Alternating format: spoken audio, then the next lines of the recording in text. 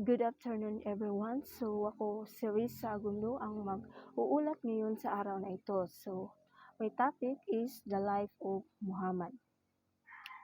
May ideya ba kayo kung sino si Muhammad? Muhammad was a founder of Islam and the proclaimer of the Quran. Is the Islam sacred scripture. And Muhammad, he is the last and final messenger and prophet. Muhammad's birth and infancy. Muhammad was born in the town of Mecca, a mountain town in the high desert plateau of western Arabia in the year 570 CE.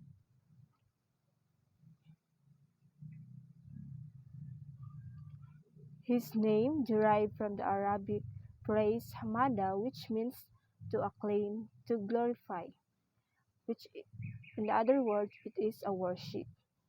He was an only son of Amina bint Wahb and Abdallah bin. Abdallah died before the Muhammad's birth, so Muhammad he is born in Mecca in the year of 570 CE. So and the name of his parents are Abdallah bin and Amina bint Wahb. Then and he and his father died before Shana Isilang. Muhammad became an orphan, so Muhammad's mother took him to Yathrib, an oasis village a few hundred miles north of Mecca. When he was 5 or 6 years old, to stay with relatives and visit his father's grave. Amina fell unwell and passed away on the way back on the Mecca-Medina road in the village of Abwa. She was led to rest. So, at the age of 6, so Muhammad and her mother ay pumunta sa Yathrib. Yathrib, it is the part of Mecca para bumisita sa kanyang mga kadugo at sa libing ng kanyang ama. So, si Muhammad ay labis na malungkot dahil ang kanyang ina ay namatay na o pumanaw na.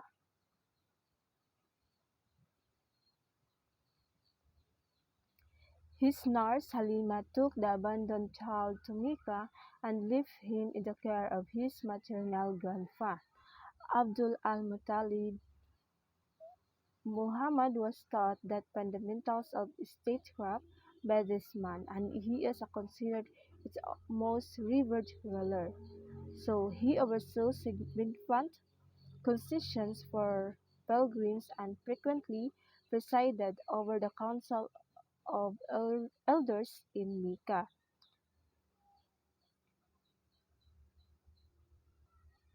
Muhammad in Mecca in the care of uncles. So, kaya namatay naman ang both parents ni Muhammad. So, ang kanyang uncle na lang ang nag-aalaga. So, Muhammad, who was around 8 years old, was left in the custody of his paternal uncle Abu Talib, and after the passing of his grandfather in 578. So, Muhammad was raised in the elders' man house and spent a considerable amount of time under Abu Talib protections. So, inaalagaan talaga si Muhammad sa kanyang uncle at tinuruan niya ito kung paano makikipaglaban sa mga kaaway. So, the Muhammad teens. He was a shepherd, a young child to help support himself. During his teenage years, he occasionally journeyed to trade hubs with trader Abu Talib. So he is reported to have gone as far north as Syria at least once. Older merchants recognized his integrity and give him the moniker Il-Amin, which means the one you can trust. So during his teenage years, sumasali na siya sa kung paano magnegosyo kasama si Abu Talib na kanyang uncle.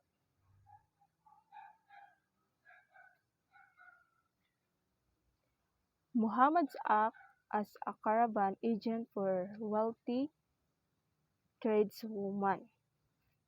So Khadija was a wealthy Meccan businesswoman who was a widow when Muhammad joined her household in his early 20s. So, so habang siya ay sumasali sa caravan dito, dito niya na kilala si Khadija na ang isang businesswoman at isang widow woman. So,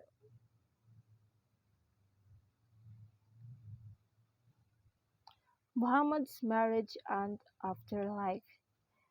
When he was about 25 years old and he with Khadija, a wealthy widow. So Khadija eventually made a marriage proposal after being impressed by Muhammad's integrity and character. They got married about 595. The couple business dealings were still handled by Muhammad and the following years were happy and fruitful. So, sa edad na 25, so siya ay nagpakasal kay Khadija. 6 children were born to them, but no one can survive.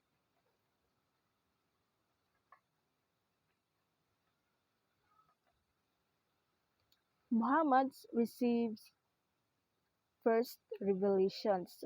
Muhammad was troubled by the traditional idol idolatry and emerging materialism in Mecca. He started taking extended trips out of town to a mountain cave. Muhammad was once instructed to recite words of such beauty and power that others eventually attributed them to God. So, sa edad na 40s, habang nag-iisang nagnilay-nilay si Muhammad ay nakatanggap siya ng unang kapahayagan mula sa Diyos sa pamamagitan ng isang anghel.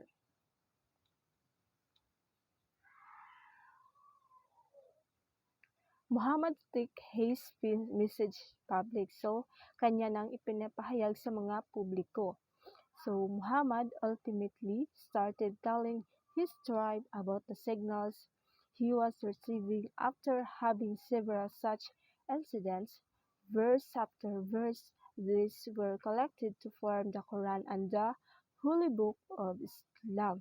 So the following 10 years saw Muhammad and his adherents subjected to physical assault and persecution for breaking with the tribal traditions of Mecca. The message of Muhammad was unwaveringly monotheistic.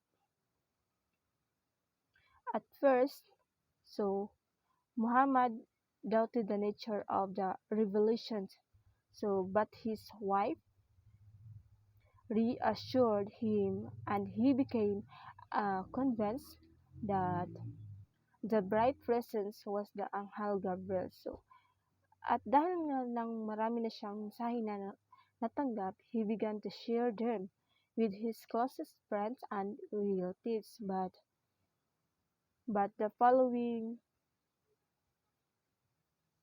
10 years, Muhammad and his followers ay nakatanggap ng physical assault at binamali lamang kanyang mga sinasabi sa kanyang mga katribo.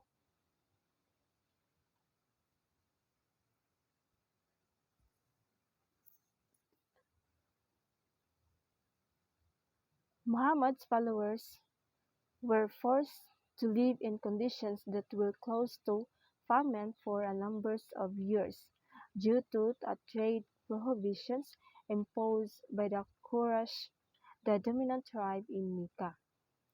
Muhammad's wife and uncle both passed away around the conclusion of the decade. Finally, the rulers of Mecca made an attempt to kill Muhammad.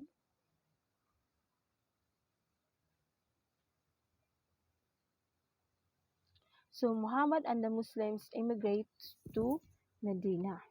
In 622, Muhammad and a small group of his adherents proceeded from Mecca to Yathrib, as Oasis village where his father was interred. The leaders there had summoned this man famed for his wisdom to act as their mediator because they were going through a bloody civil war. So, ang pangyayaring ito kung saan ay nakatanggap sila ng assault. So, sila ay lumisan ng Mecca at pumunta sa lungsod ng Medina. Sa panahon ng kanyang pagpasakit ay si Muhammad ay kumuha ng kapanatagan or loob mula sa iba't ibang propeta na ang bawat isa sa kanila ay dumanas din ng pagsubok bago makamit nila ang salitang tagumpay.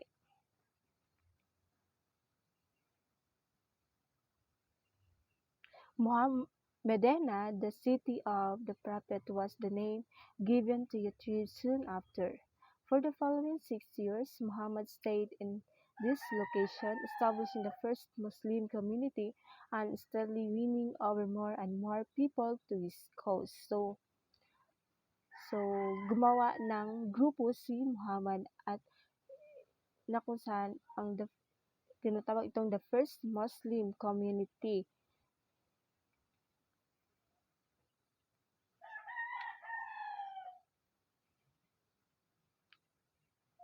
The Muhammad's final years. So, Muhammad relocated to Medina once more. He unified Islam across the majority of the Arabian Peninsula. In the following 3 years, tens of thousands of Muslims joined him when he made his final pilgrimage to Mecca in March 632. He went on the pilgrimage and came back to Medina. After a brief illness, he passed away there on June 8, 632. 3 months later, he is interred in the Medes Mosque. Muhammad's teachings and manner of life were disseminated within a century from the remote regions of Arabia to Morocco, France and Spain in the west, and Indochina in the east. So, dito sa final years is pagkatapos ng ilang taon at ilang mahalagang labanan, si Muhammad at his followers ay bumalik sa Mecca na kanilang pinatawad ang kanilang mga kaaway, gayon din ang kanilang mga kaaway. Pinatawad din sila ng grupo ni Muhammad at itinatag ang Islam. So, napakalungkot dahil sa after 3 months, so namatay si Muhammad.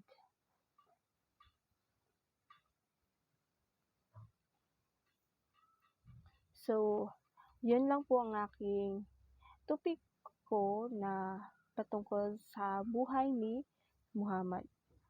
Maraming salamat sa inyong pakikinig at God bless.